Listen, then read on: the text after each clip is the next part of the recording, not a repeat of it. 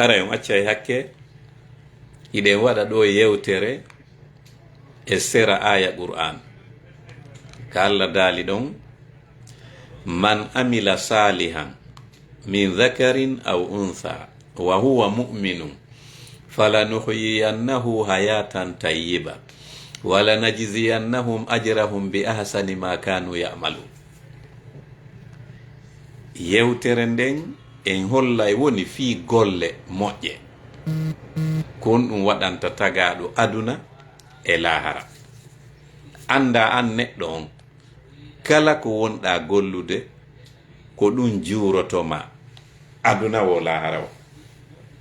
Aya qur'an on kon no Allah daali ɗon man amila salihan kala golluɗo ko moƴƴi min dhakarin aw untha woni ko gorko ma ko debbo wa huwa mu'minun hara himo gomɗini Allah fewndo o gollata golle ɗen e hino ko Allah daali kon falanuhyiyannahu mi wondi men wurnaymo hayatan gurdan tayyibatan moƴƴuɗan wala najziyannahum men yoɓita ɓe ajrahum joddi maɓɓe nin bi ahsani ko ɓuri labede ma kanu konko ɓe laatino yamaluna heɓe gollayno.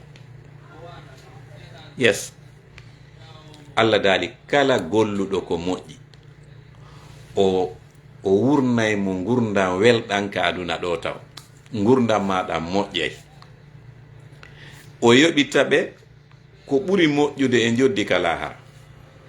Joni noon taskotoɓe ɓen qur'an almufassirun ulama u tafsir ko ibnu abbas kanko innete turjumanul qur'an. Sa nani firowo qur'an wawɗo tafsir ibnu abbas ko kanko nattante leɗɗe alarba par ce que kanko ko nelaɗo tigi du'animo. Nelaɗo maki ɓay o jibinama inni allahumma faqihu fi din wa allimhu ta'wil. Nelaɗo jogimo ko bobon o inni Allah famin o dina wawinamo kadi firgol qur'an. Joni noon ibnu abbas o taski o aya ɗo o inni fi affaire o waɗugol ko moƴƴi ma waɗugol ko boni.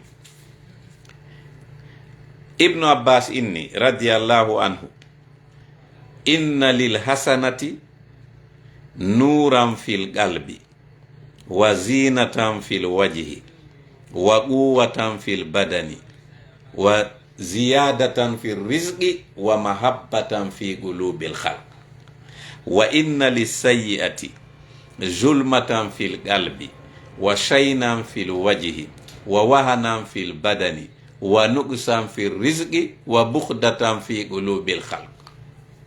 Ko noni ɗum ibnu abbas inni o inna lil hasanati no wodani golle moƴƴe ɗen sa waɗi ko moƴƴi an neɗɗo on hino ko ɗum Allah waɗante piiji joyi harɗa ka aduna ɗo taw a heɓay piiji joyi harɗa ka aduna ɗo.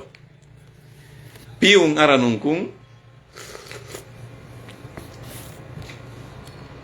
nuran fil qalbi Allah waɗay annora ka nder ɓernde ma haray kayaɗa woɗa welti ala ɗon ko moƴƴani tagaɗo ma cellal ma ngal wa o weltagol. Donc tono arano on siɗa wadde ko moƴƴi ko nuran fil qalbi Allah bugoto annora ka nder ɓernde ma hara kadi ɗa welti tum. Wa zinatan fil wajhi o labina yeeso ma ngon. Wa quwwatan fil badani o waɗa doole ka ɓandu ma. Wa ziyadatan fil rizqi o ɓeyda arsike ma on. Wa mahabbatan fi qulubil khalq o waɗa kadi yo yimɓe ɓe yiɗe. Ɗum ko siko waɗowo ko moƴƴi. Joni waɗowo on ko boni kadi hino ɗo ko ɗum Allah honnum Allah lettirtamo ko aduna ɗo ado hewtoyde lahara. Wa inna lis sayyiati ibnu abbas ni no wodani golle bonɗe ɗen kadi zulmatan fil qalbi niwre wonata ka nder ɓernde ma har kaya ɗa woɗa moni ɗa woni tun confuse anda ko ɗum moniɗa anda ko wonɗa wadde konko boni. Wa shaynan fil wajhi o kanina yeeso ma ngon kadi. Wa wahanan fil badani o ɗuyta doole ka ɓandu ma. Wa nuqsan fil rizqi o ɗuyta arsike ma on. Hay si o ɗuytali arsike ma si ɓenni ɓeydugol arsike ma ɗuytugol arsike ko arsikanoɗa ko a heɓay mais o ittay woni barke e mum. Si o itti barke e mum ko ɗuuɗi wo a wirtoto harɗa mari dongi meɗa wirti. Si o waɗi barki kadi e mum ko on woni o ɓeydante arsike ko fanɗi wo ko fanɗi. So waɗi barke e mum hajuji ma ɗin fuu marsa e hoore kun so mum ɗon togo sun hara ha joni ko lutti kadi ko ɗum. donc wanusan fi risqi o ɗoyta arsike on wa bukdatan fi gulubil halqi o waɗa kadi yimɓe ɓen aña kala yiɗo marano añuma. donc ayi tono gollugol ko moƴƴi ayi ko Allah daali kon ka Qur'an man amila salihan kala golluɗo ko moƴƴi min dhakarin aw unsa woni ko gorko ma ko debbo wa huwa mu'minun hara on tigi noon no gomɗini Allah fewndo gollata golle moƴƴe ɗen falanuhyiyannahu mi wondi min wurnaymo hayata gurdan tayyibata moƴƴuɗan wala najziyannahum min yoɓitaɓe kadi ajrahum joddi maɓɓe ndin mbi asani ma kanu yamalun ko ɓuri moƴƴude e ko ɓe gollayno ko. donc tono on siɗa gollude ko moƴƴi ko goo on o waɗa annora ka nder ɓernde ma ɗum woni weltare. o waɗa yeeso ma ngon o labinago o waɗa doole ka ɓandu ma o waɗa barke e arsike ma on hara haysi mo fanɗi haysi na buyi wonɗa heɓude hajuji ma ɗin fof no feƴƴude hara ha joni kadi ɗa luttiri cewɗi. o waɗa kadi yimɓe ɓen yiɗe hara kala yiwɗoma no yiɗuma. si tawi kadi a woni waɗowo ko boni kayaɗa worɗa waɗa ko boni eyno lette ɗen piiji joyi ɗon kadi goo on o bugo niwre ka nder ɓernde ma hara kayaɗa woɗa muni. ɗiɗi on o kanina yeeso ma ngon ingo ɓiɗi tun. tati on o ɗuyta doole ɗen ka ɓandu ma. nayi on o itta barke arsike ma on. joyi on o waɗa yimɓe ɓen añi hay bomɓe ɓen no añi bomɓe ɓen.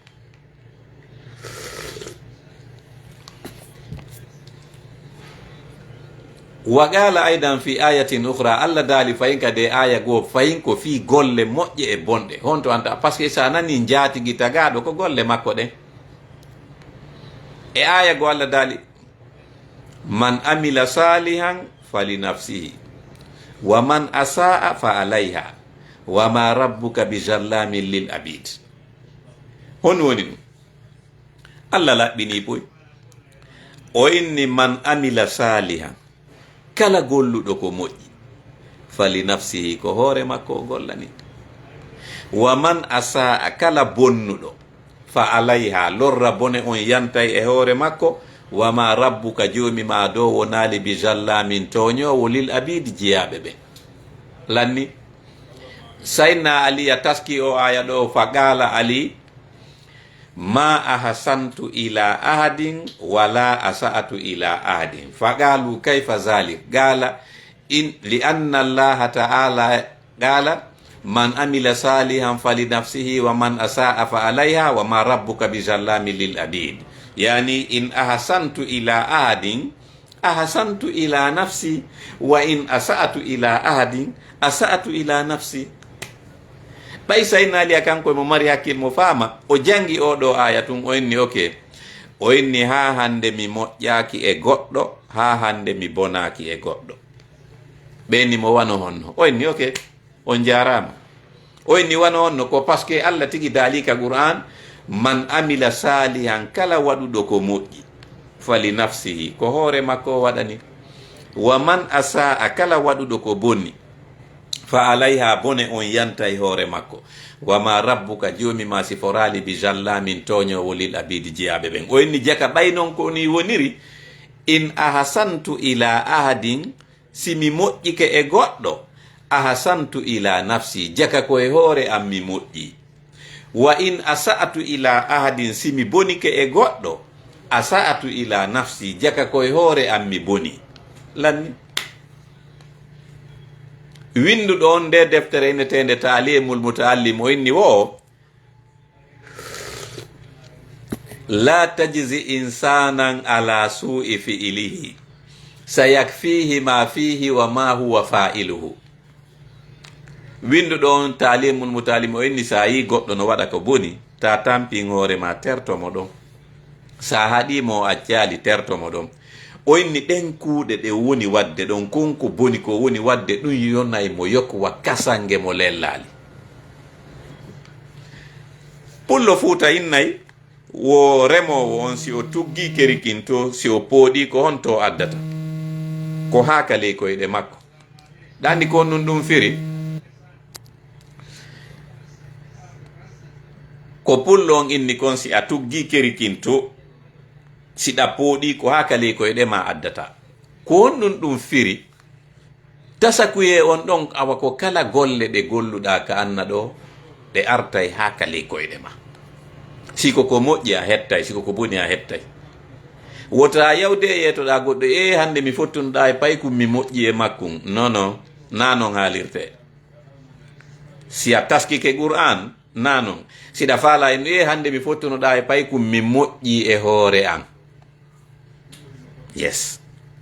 si a yahi kadi a waɗi goɗɗo ko boni siɗa fillitanade yimɓe ɓen sa ari ta innude hande ade yinoɗa goɗɗo mi boni e makko. non na non. a famali Qur'an. sa faami Qur'an siɗa faala yetade ɓe ɗum sa ari no ande aden fottunoɗa e goɗɗo mi boni e hoore an. yes.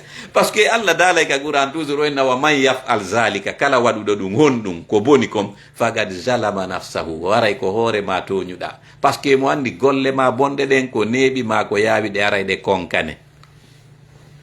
et puis golle bonɗe ɗen no andi adresse mo kala, golle moƴƴe ɗen kadi no andi adresse mo kala, ɗe faytata adresse on. faman ya'mal mithqala zarratin khayran yara wa man ya'mal mithqala zarratin sharran yara. kala waɗuɗo ko moƴƴi yeru ko fotata e gabbun jarra a yi ay joddi mundi aduna e lahara. kala waɗɗo ko boni yeru ko fotata e gabbun jarra a yi ay conséquence on aduna e lahara. ولذلك أوحى الله تعالى إلى إبراهيم عليه السلام يا إبراهيم أنت خليلي حسن خلقك ولو مع الكافرين أنزلك منازل الأبرار فإن كلمتي سبقت لمن حسن خلقه أن أزله تحت ظل أرشي يوم لا ظل إلا ظلي وأن أسكنه هزيرة قدسي. الله يتي النبي Ibrahim o inni Ibrahim ko en jaatigi mi ƴettima jaatigi miɗo waajadema hassin hulugaka walaw ma alkafirin hay si tawiɗa huwondirde e heferɓe ɓen holluɓe jikku moƴƴo. ɓoynni labin jikku ma on hay si ko an e kefere woni huwondirde. sa waɗi ɗum unziluka manazil al abrar mi naɓete e nokku ka mi naɓata ɗon moƴƴuɓe ɓen. fa inna kalimati sabagat o inni konngol an ngol aditinoke neeɓi ko ɗum woni mi windino neeɓi ka lawhil mahfuz liman hasuna hulquhu kala on mo jikku mum moƴƴi an uzillahu tahta zilli arshi yawma la zilla illa zilli mi waɗanay mo ɗowdi ñande dargal ñande tay ɗowdi alasina ɗowdi andi wa an uskinahu hazirata gudsi et puis mi naada mo aljanna kadi kala mo jikku mum moƴƴi.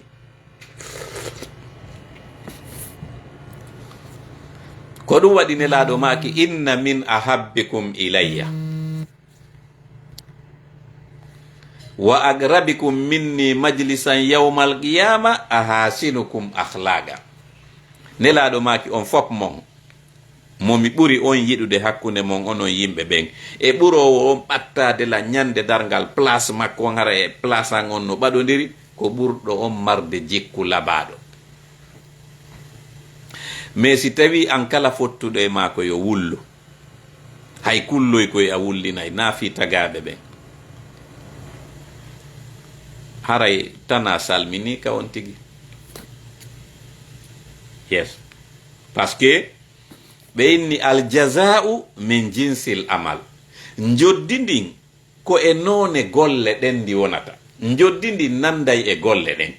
si golle ɗen no moƴƴi joddi ndin moƴƴa, si golle ɗen no boni joddi ndin bona. haray ko ɗum ɗo wonno ko sendodeten ɗo mo kala yo révise golle mum ɗen par ce que a mara ko woni personnel ma ko woni jaatigi ma wano golle ma ɗen. nelaɗo maki kala tagaɗo mayuɗo piiji tati towtaymo ka berɗe mais ɗiya ɗiɗi arta gotum pet luttidata e makko ka berɗe ko on ɗum woni ɗum yatba'ul mayyitu salasa piiji tati jokka e mayɗo maaluhu wa ahluhu wa amaluhu fa yarji'u maaluhu wa ahluhu wa yabqa ma'ahu amaluhu. Jawdi jokka e on tigi ka berɗe par ce que otoji e motoji yahay ton ko ɗum yarete ɗum ko jawdi fe ado hande ari ko pucci ɗum kadi ko jawdi yimɓe makko ɓen kadi jokkay ɓe yahay e musidɓe makko ɓen e ɓe weldi ɓen e golle makko ɗen mais musidɓe makko ɓen e jawle ɗen artay kono golle makko ɗen luttidata e makko ka gaburu hay ka aduna ɗo kono wa'irɗa wo ko noon gurdam maɗa wata no golle maɗen wa'iri o siko a gollowo ko moƴƴi gurdam maɗa moƴƴay par ce que Allah wondu o inni kala golluɗo ko moƴƴi woni ko gorko woni ko debbo haray mo gomɗini Allah o wondi o okkete gurdam moƴƴuɗam welɗam newiɗam. Si goɗɗo woni kadi waɗowo ko boni siɗa faala harɗa ɓuri Bill Gates marde jawdi gurdam maɗa welata haray noon ɗam mari jawdi ka compte ma mais gurdam welɗam a heɓata noon ɗum. Yes. اللهم صل على سيدنا محمد وعلى ال سيدنا محمد كما صليت على سيدنا ابراهيم وعلى ال سيدنا ابراهيم وبارك على سيدنا محمد وعلى ال سيدنا محمد كما باركت على سيدنا ابراهيم وعلى ال سيدنا ابراهيم انك حميد مجيد. ربنا آتنا في الدنيا حسنة وفي الآخرة حسنة وقنا عذاب النار. اللهم فرج هم المهمومين ونفس كرب المكروبين واقض الدين عن المدينين واشف مرضانا ومرضى المسلمين وآخر دعوانا أن الحمد لله رب العالمين.